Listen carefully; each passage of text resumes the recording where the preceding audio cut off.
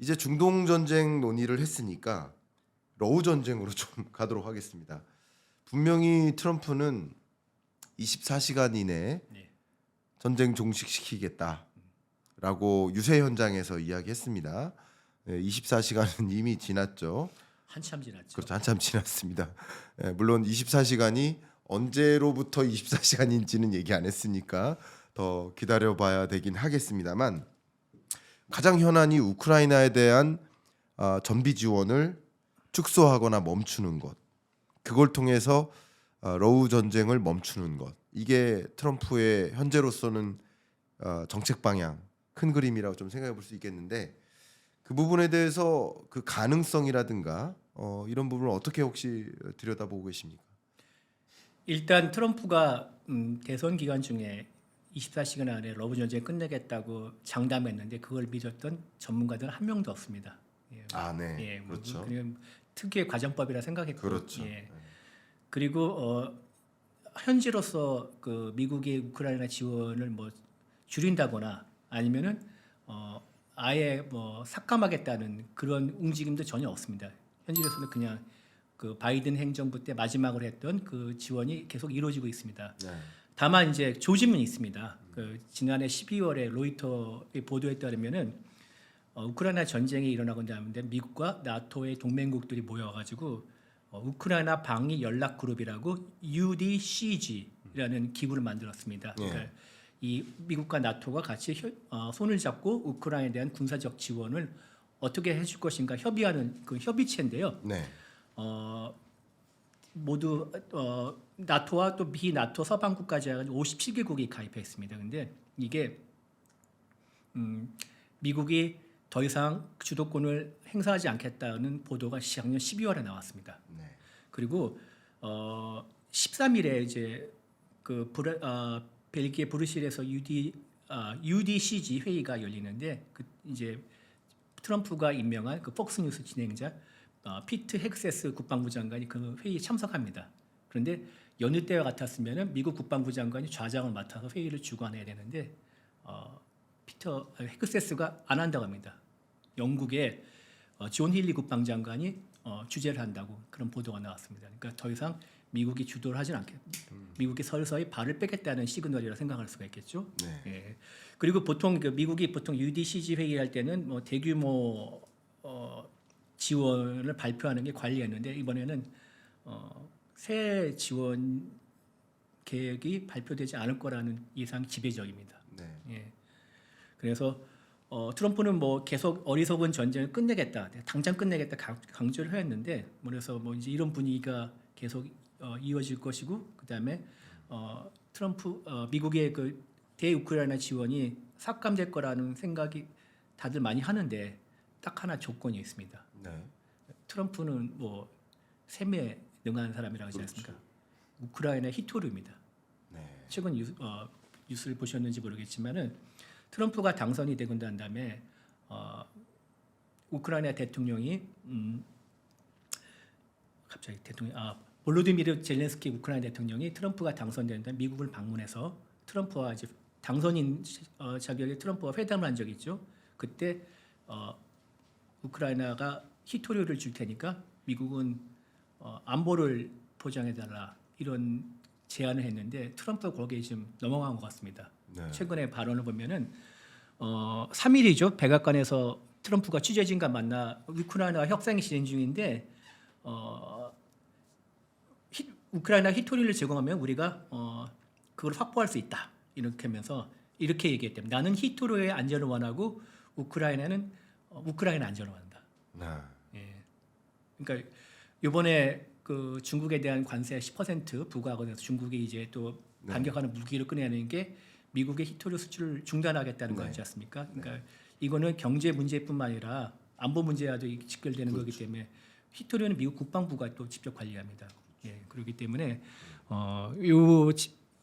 젤렌스키의 제안에 트럼프가 넘어갔고 그걸 긍정적으로 평가하는 것 같습니다. 그래서 물론 이거는 지금의 전쟁을 이끌어 나가 계속 지속하기 위해서 지원을 연장하겠다는 표현은 아닐 테고 트럼프의 바람대로 전쟁이 끝나고 평화협정을 맺고 난 다음에 그 다음에 안전은 그러니까 우리가 미국 무기를 줄 테니까 대금은 히토리를 줘라. 뭐 이런 식으로 딜이 이어지지 않을까 생각합니다. 네. 참 이 러우 전쟁의 양상이 도대체 어떻게 전개될까? 이게 25년 우리 경제를 살아가는 우리들에게 가장 중요한 관심사라고 또 볼 수 있겠는데요. 말씀하셨던 것처럼 물론 트럼프는 24시간 내 끝내겠다 했지만 그럴 가능성은 거의 희박한 거고 마치 유세 현장에서 계속 이렇게 얘기했잖아요. 바이든 너 때문에 지금 전쟁 안 끝나고 있잖아. 내가 당선돼봐. 나만 당선시켜 보세요. 24시간이면 끝냅니다. 이런 식의 표현인 것뿐이죠. 근데 구체적으로 전쟁을 끝내기 위한 여러 가지 액션들을 고민했을 텐데 해왔을 텐데 그 고민으로서 좀 어떤 대안이 있을지 좀 우리가 주목이 됩니다. 근데 제가 이 자리에서도 한번 그런 이야기를 나누다가 트럼프에게 이 음악을 선물하면 되게 좋아하실 것 같다 했던 그 노래가 있습니다. 그 뭔가요? 노래가 뭔지 아세요? 모르겠습니다. 24시간이 모자라. 24시간이 모자라. 노래 아세요? 아마 그 노래에 맞춰서 이렇게 춤추시면 어울리시지 않을까. 특유의 춤이 있죠. 예, 네. 그렇게 하면 어떨까 이런 생각도 좀 해봤는데요. 우스갯소리로 말씀드렸습니다. 근데 러우 전쟁을 어쨌든 끝내는 유일한 방법은 아마도 미국의 추가적인 전비 지원을 멈추는 것. 우크라이나에 대한 전비 지원을 멈추면 나토 회원국들도 같이 전비 지원을 멈추거나 줄여나가는 액션을 취할 것이라고 기대를 해왔었거든요. 그런 부분에 대해서 어떻게 생각하십니까? 제가 최근에 정확한 수치는 모르겠지만은 우크라이나에 대한 전비 지원의 절대 다수가 미국입니다. 네. 그러나 실제 이행으로 따져본다면은 한 반반 된다고 합니다. 그러니까 네, 미국과 나머지가 그러니까 나토를 중심으로 한 서방 국가들의 그 군사 지원도 생각보다 많습니다. 많고 미국이 줄인다 하더라도 현재까지 나토 회원국의 분위기는 우리끼리만이라도 해야 되지 않느냐 이런 분위기가 지배적. 아직 결정된 건 없습니다. 조만간 이제 미국의 태도가 정책이 확실하게 나오고 난 다음에 결정이 되리라 생각하는데 그렇기 때문에 당장 뭐 우크라이나가 포탄이 부족해가지고 전쟁을 못 치를 것 같지는 않습니다. 물론 미국이 충분히 나토와 논의를 하고 우크라이나를 설득하고 나면은 가능하겠지만은 그냥 미국이 일방적으로 지원을 끊는다고 해가지고 전쟁이 당장 끝날 것 같지는 않습니다. 그래서 제가 24시간 안에 트럼프의 발언대로 장담대로 전쟁이 끝나다고 예상하지 않은 이유입니다. 네, 그렇죠. 그러니까 미국이 전비 지원의 거의 절대적인 비중을 차지하고 혹은 반 정도를 차지한다라는 관점에서 미국이 전비 지원을 끊으면 이게 전쟁이 멈춰질까? 그렇지 않다. 나토 나머지 회원국들이 역시 전비 지원을 더 늘리거나 하는 액션을 취한다면 전쟁은 더 지속될 가능성이 있는 거죠. 물론 이제 미국이 차지하는 액수가 크고 그다음 네. 미국에서 지원하는 무기의 성능이 뛰어나기 때문에 물론 이제 우크라이나가 위축될 가능성은 있습니다. 그렇죠. 그러나 그것과 또 별개로 전쟁은 지속할 수는 있다고 생각합니다. 그렇죠. 지속할 의지는 유러피언 국가들은 분명히 있을 것이고요. 왜냐하면 우크라이나가 뚫리면 또 그 다음은 뭐 예를 들어 핀란드 입장에서 그 다음은 우리 차례야. 폴란드 입장에서도 그 다음 우리 차례 아니겠는가 그렇죠. 하는 걱정이 있기 때문에 그 방어선을 지켜내고자 하는 움직임은 분명히 있을 거라서 금방 끝나기엔 좀 어렵다. 근데 이런 상황에서 아까 말씀 주셨던 우크라이나 입장에서는 우리 히토리 줄 테니까 안전을 달라. 그렇죠. 그러면 이제 원래 트럼프라는 인물은 거래의 달인 아닙니까? 협상가잖아요. 그러니까 히토류를 받을 수 있다? 어쩌면 미중 무역 전쟁을 하는 여정에서 정말 필요한 게 히토류인데 그 중국을 대체할 다른 히토류 공급처를 마련한다? 그러면 전쟁을 멈출 이유가 없다. 그러면 원자재나 자원을 안정적으로 조달받는 한에서는 중국을 더 고립시키기 위한 움직임을 할 수 있지 않는가라는 계산을 또 할 수도 있지 않을까. 뭐 이런 생각도 좀 듭니다. 그렇죠. 그리고 아까 제가 말씀을 드리려다 까먹은 게 있는데 우크라이나가 히토류가 엄청 많습니다. 그러니까요. 많고 자원이 우리가 흔히 생각하는 우크라이나는 흑토지대에서 밀을 해가지고 전 세계적인 곡창지대 아닙니까? 그렇죠. 전 세계를 먹여 살리는 곡창지대는 근데 히토리도 많습니다. 우라늄도 많고 자원의 부부입니다. 엄청 부부이기 때문에 네. 미국이 탐을 낼 수밖에 없죠. 되게 복받은 나라인데 전쟁 때문에 지금 나라가 저렇게 된 게 안타깝긴 한데. 그러니까요. 예. 그러면 아무래도 이 전쟁은 장기화될 수 있겠구나. 당장 전쟁이 멈춰지기는 또 쉽지 않겠구나. 이런 그림을 좀 그려볼 수 있을 것 같아요. 쉽지는 않은데 우크라이나 내부에서도 작년까지만 해도 전쟁에 대한 지지 여론이 엄청 높았는데 아무래도 이제 오래되고 사람들이 많이 죽고 다치고 그러다 보니까 일단 지쳤기 때문에 그 전쟁을 지지하는 여론들이 좀 많이 줄고 있습니다. 지금 약간 절반 넘은 걸로 알고 있는데 네. 그래서 우크라이나의 전쟁 의지, 수행 의지가 가장 중요한데 지금쯤이면 평화를 현대함을 적극적으로 해가지고 정착시키는 게 되게 적기라고 생각합니다. 그래서 트럼프가 조만간에 이제 발표한다고 했으니까 네. 얼마나 적절한 제안을 던질지 거기에 대해서 전 세계가 다 지금 주목하고 있는 상황입니다. 그러면 결국 그러면 이런 와중에 전쟁을 종식시키는 방법은 어떤 방식일까요? 저는 사실 어떤 식으로 생각했었냐면 전비 지원을 멈추면 그러면 나머지 나토 회원국들도 아니, 맏형이 멈추는데 우리 조금 지원하면 뭐가 도움이 되겠어 하면서 이 움직임이 조금씩 줄어들 거라고 생각했거든요. 그러겠죠. 예, 어쨌든 어쨌든 그러니까 이 50%만 빠지는 게 아니라 나머지도 우리 그러면 희지부지해지는 거죠. 예를 들어서 우리 사장님들 뭐 사장님하고 부하 직원들이 쭉 모이는데 사장님이 먼저 집에 가세요. 댁에 먼저 가세요. 그러면 나머지 임원들도 이제 빨리 가잖아요. 약간 그런 느낌. 그러니까 나머지 나토 회원국들도 적극적으로 우크라이나를 전비 지원하는 그런 움직임도 좀 힘이 빠질 수 있겠구나 이런 생각도 좀 했었고. 그러니까 전쟁을 멈추는 방식은 전비 지원을 중단하거나 그리고 두 번째는 결국 러시아가 원하는 것을 들어주자. 러시아가 원하는 건 우크라이나 땅일 테니까 러시아가 원하는 방식 수준의 땅을 내어주는 그런 식으로 종전 협상을 하지 않을까. 뭐 그런 생각을 저는 그동안 했었거든요. 기자님은 혹시 어떤 식으로 그림을 그리고 있습니까? 그 방식이 맞습니다. 네. 맞고 다만 이제 그 미국이 당장 전비 지원을 끊는다고 해서 바로 우크라이나 손을 드는 건 아니고 그렇죠. 예. 나토 회원국들이 결정을 하면은 나토 회원국만의 지원으로도 어느 정도 전쟁 수행이 가능하다. 그렇죠. 예. 우크라이나 입장에서는 그분 분명히 알 것입니다. 자기네 젤렌스키가 그 내세웠던 제안이 러시아가 빼앗은 땅을 다 토해내라 했는데 그게 현실화하기는 어려울 거라고 다 인정합니다. 다만 이제 우크라이나가 바라는 거는 제2의 전쟁을 막자는 거죠. 그러니까 미국의 안전 보장. 그래서 나토 가입을 계속 지속적으로 요구하는 것이고 그리고 또 나토 가입은 러시아가 내세웠던 전쟁의 명분 중에 하나였고요. 그렇기 때문에 그게 가장 강권인데 나토를 가입하지 않더라도 우크라이나가 나토를 가입하지 않더라도 미국과 나토가 우크라이나의 안전을 보장할 수 있는 방안을 적절하게 제시하면은 평화회담은 금방 생각보다 빨리 이루어질 수 있을 거라고 생각합니다. 야, 그러면요. 제가 지금 갑자기 드는 생각인데요.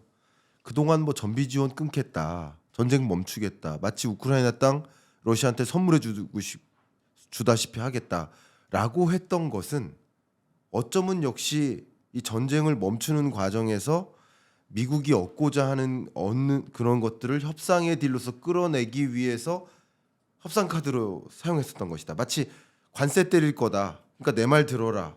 라고만 하니까 정말 내 말 듣잖아요. 관세 조치를 취하하잖아요. 유예하잖아요. 마치 그런 것처럼 우크라이나 땅 내줄 거야. 그러니까 우크라이나가 우리 히토류 줄게. 안전을 다오. 그러니까 뭔가 내가 원하는 그 히토류를 제공해 준다는 것을 끌어내기 위해서 그동안 굉장히 강하게 이렇게 표현을 해왔던 건 아닐까. 갑자기 이런 생각도 좀 듭니다.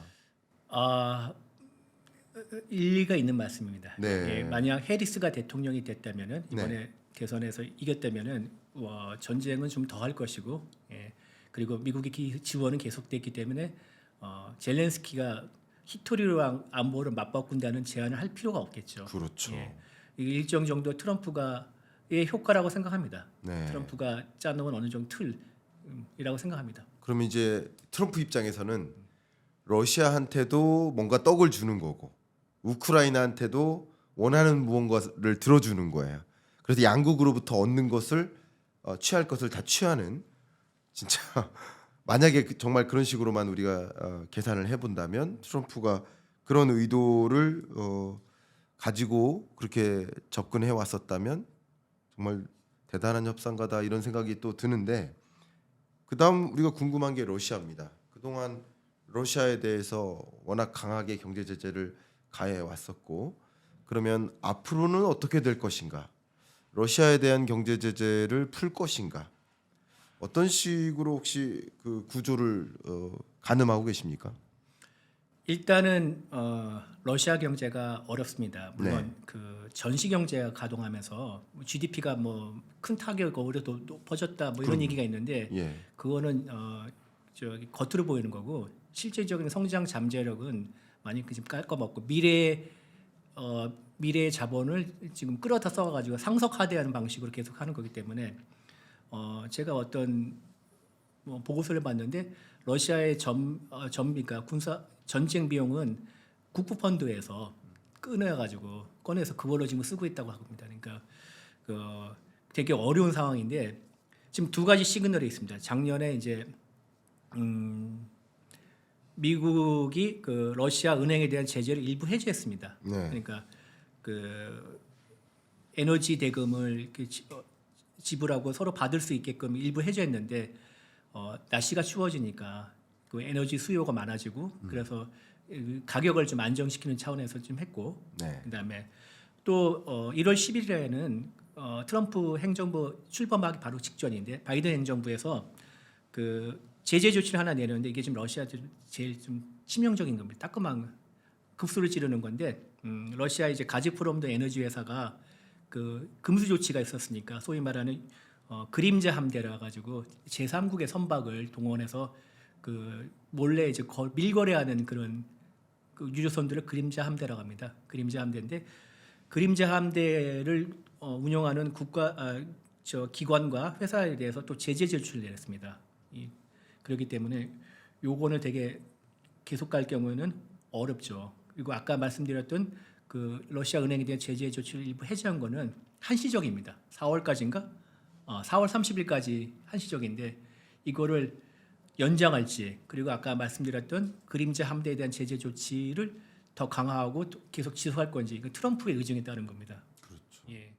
야 정말 이 제재 조치도 또 어떤 식으로 움직일지 이런 것들을 좀 가늠을 해봐야 될 것 같고요. 마지막으로 또 러시아 우크라이나 전쟁과 관련해서 가장 궁금한 대주제는 러시아와 중국과의 밀월 관계, 예. 네, 밀착 관계, 밀착 관계가 형성이 되어 왔었고 바이든 행정부 기간 동안에는 또 그것 때문에 중국을 꼼짝 못하게 못했던 거죠. 중국을 꼼짝 못하게 못했고 러시아를 내 마음대로 통제를 못했던 거죠. 상당 부분 중국과의 밀월 관계를 형성했으니까 대표적인 것이 러시아에 대해서 뭐 천연가스 혹은 원유 수급받지 마라라는 경제 제재를 가했지만 서방 강국들끼리 근데 그것을 이제 오히려 중국한테 저렴하게 제공해 줄 수 있었으니까 또 중국 입장에서도 좋고요. 좋았죠. 자, 근데 이런 밀월 관계, 중국과 러시아, 러시아와 중국과의 밀월 관계 이 상황은 또 어떤 식으로 전개될 것이고 또 미국의 이런 외교 전략에는 또 어떤 변화를 가져다 줄 것인지 이 부분이 좀 끝으로 궁금합니다. 그 우크라이나 전쟁이 일어나고 난 다음에 미국에는 크게 두 가지 의견이 있었습니다. 하나는 전쟁을 그 우크라이나에 대한 지원을 계속해서 러시아의 힘을 빼자. 네, 전쟁을 길게 해가지고 러시아를 약하게 만들자. 이게 한 쪽이 있었고 또 한 쪽에는 결국 중국을 견제하려면 러시아가 필요한데 우리 러시아의 도움이 필요한데 전쟁을 빨리 끝내서 러시아를 우리 편을 만들자. 이 두 가지 의견이 있었는데 전제가 이긴 거죠. 그래서 전자기어가 지금 계속 이제 우크라이나 지원을 강화해서 러시아의 국력을 약화시키는 쪽으로 진행이 됐는데 네, 만약 전쟁이 끝나게 되면은 당연히 이제 후자 쪽으로 돌아갑니다. 러시아에 대한 관여를 분명히 할 것이고 그다음에 그리고 중국과 러시아 관계가 지금 상당히 좋아 보이죠. 네, 아까 교수님께서 말씀하셨다시피 러시아산 원유를 제일 많이 사는 나라가 중국이랑 인도 아닙니까? 네. 예. 그리고 군사적으로 보면은 양국의 전략 폭격기, 핵 공격을 할 수 있는 자산을 전략 폭격기랍니다. 전략 폭격기가 매년 합동 초계라고 명목을 훈련합니다. 연합 훈련합니다. 네. 몇 년 됐습니다, 벌써. 그렇게 하기 때문에 굉장히 좋아 보이는데 그러나 기본적으로 한계가 있습니다. 중국과 러시아의 관계는 동맹 관계가 아닙니다. 지금 뭐 전략적 협력 관계라고 포장하고 있지만 동맹은 아닙니다. 동맹은 아니고 서로의 필요에 의해서 하기 때문에 네. 그리고 또 근본적으로 중국은 미국과 유럽 시장을 버릴 수가 없기 때문에 러시아와 어느 정도의 간격을 유지하려고 합니다. 그렇게 해서 그러니까 이해관계를 그러니까 죽고 살기를 같이 한 동맹까지 발전시킬 수가 없습니다. 기본적으로. 그리고 기본적으로 또 중국은 러시아를 동등한 대상으로 여기지도 않습니다. 한수 접급이기 때문에 네. 예, 그래서 이런 미묘한 틈이 있습니다. 미국이 이 미묘한 틈을 우크라이나 전쟁이 끝나면 다시 파고들 것이라 생각합니다. 야, 러시아 중국 간의 밀월 관계가 금이 가거나 깨질 가능성이 있고 그렇죠. 그게 결국 트럼프가 원하는 큰 그림이네요. 물론 이제 트럼프가 네. 푸틴을 좋아하고 친러시아 성향이 있지만은 그렇죠. 예, 이건 트럼프와의 개인적인 의사 상관없이 미국의 외교 안보 정책이 소위 말하는 뭐죠 딥스테이트가 트럼프가 싫어하는 딥스테이트가 원래 그려놓은 그림입니다. 그렇죠. 트럼프가 촉진시킬 뿐이지. 예. 그러니까요. 결국 바이든 행정부 때는 워낙 그 이념주의, 가치 외교를 추진했기 때문에 미국과 이념을 같이 하는 나라들끼리 동맹국이 되고 그밖에 나머지 국가들이 좀 나름 똘똘 뭉치는 이런 효과가 있었기 때문에 어쩌면 중국을 제대로 고립시키질 못했었던 거죠. 근데 트럼프는 결과적으로는 러시아와 중국 간의 관계도 좀 금이 가게 함으로써 또 러시아는 또 거래적으로 유리한 또 협상의 딜이 또 있는 것이고 말씀하신 것처럼 우크라이나는 또 우크라이나와 협상의 딜이 있는 것이고 거래적으로 다 친구가 될 수 있는 거죠. 비즈니스적으로 다 유리하면 그러니까 이런 과정에서 중국을 좀 고립시키는 그러니까 동맹주의 가치 외교, 이념 외교를 취했던 바이든은 중국을 고립시킬 수 없었는데 트럼프는 거래 외교를 추진하다 보니까 결과적으로는 중국을 고립시킬 수 있는 그런 전략을 취하는 모습이다라고 저도 그동안 생각해 왔는데 기자님하고 좀 말씀을 더 들여다보니까 더 그런 생각이 이제 굳어지는 더 그런 그렇다고 뭐 생각이 듭니다. 트럼프가 모든 그림을 그린 거 아닙니다. 바이든 때 러시아를 한번 힘을 빼줬기 때문에 트럼프 때 러시아와 중국 사이에 틈을 파고들 수가 있는 겁니다. 그렇죠. 전략적인 환경은 바이든이 만들어진 거라 생각할 수가 있죠. 네. 예, 그러니까 트럼프 입장에서는 감사한 거죠. 감사한 거죠. 저는 이 트럼프를 어떻게 정의하냐면 그 동안에 이제 협상가 이렇게 정의를 했었잖아요. 저는 학습된 협상가다라고 표현을 해요. 왜냐하면 1기 때 학습했고 그리고 2기가 되기 전에 바이든의 실패를 반면 교사로 또 학습한 거예요. 그러니까 그런 여건에서 충분히 학습된 협상가가 됐는데 어쨌든 트럼프가 이끄는 이 4년 동안 어떤 식으로 러우 전쟁의 향방 또 러시아와 중국과의 어떤 관계 또 우크라이나와의 관계 어떤 식으로 이렇게 갈피를 잡게 될지 그림을 그리는데 참 도움이 된 것 같습니다.